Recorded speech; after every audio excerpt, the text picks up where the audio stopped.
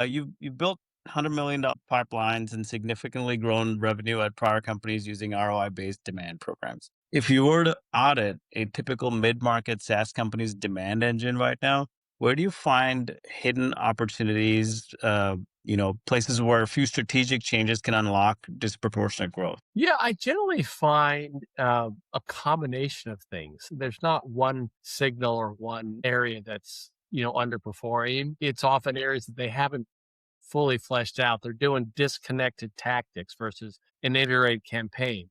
Or the offer, the message is clear, but there's no call to action next step. Or this Correct. sales and the SLA is like, hey, if you get a web lead, like I've had somebody call me when I fill out a form like in 5 minutes, like, hey, that's pretty impressive.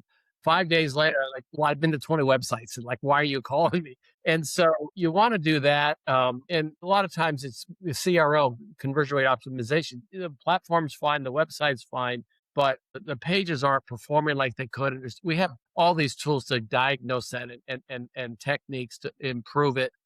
We often run a lot of competitive benchmarking comparisons because, look, not everybody's going to be a Google or a Microsoft, but you have a peer set, and they have similar, then maybe some more, some less, resources, and you've got to perform as well per dollar spent. So that's what we're trying to address. And quite frankly, a lot of times it's just adding channels as the team can deliver. If they've got some good inbound going, some SEO, some AEO going, they've got some webinars going, but they're not really doing segmentation, email sequences. They're not Yep. prioritizing campaigns against the ICP that's proven. Yeah, we settle these 8 verticals, but what 3 verticals have the highest propensity to buy and the best win rate? And so you can do analysis, especially with the analytics that are out there. So that's Yeah. just a combination of things of pattern sensing, a diagnostic, and then prescriptive programs. You have milestones to measure progress, and you decide, hey, it's working. The more of it's not working, stop doing it. Yeah. Basically, make sure that the marketing is connected to the sales, which is connected to the nurturing sequence. And what is that small attention window that you have the prospect on the hook for? That you capture it within that time frame and not like, oh, we'll get to you on the next business day, right? So, Yeah, something like that.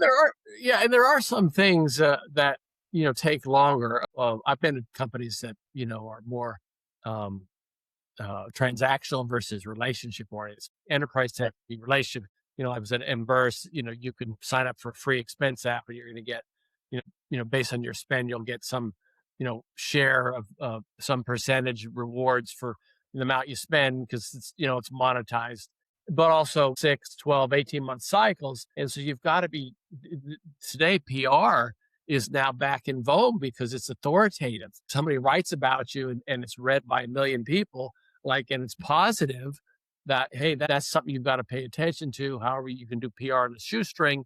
Doesn't have to be amazing. There's lots of ways to do that. So that's been key, obviously, getting the AEO going, getting thought leadership, the right content.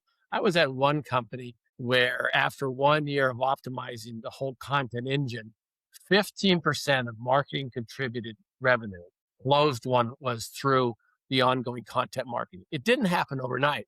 So you Huh. do have to invest in things that you may not see an immediate return on. That's hard. Whether you're public or private, you got to produce quarterly results, but you Right. got to invest so that when a buyer is in the hunt, is making a final decision, has narrowed the field to you among 3 others, for example, you are one of those choices. Otherwise, it's hard to be late to the game and say, hey, I got a better product at a better price.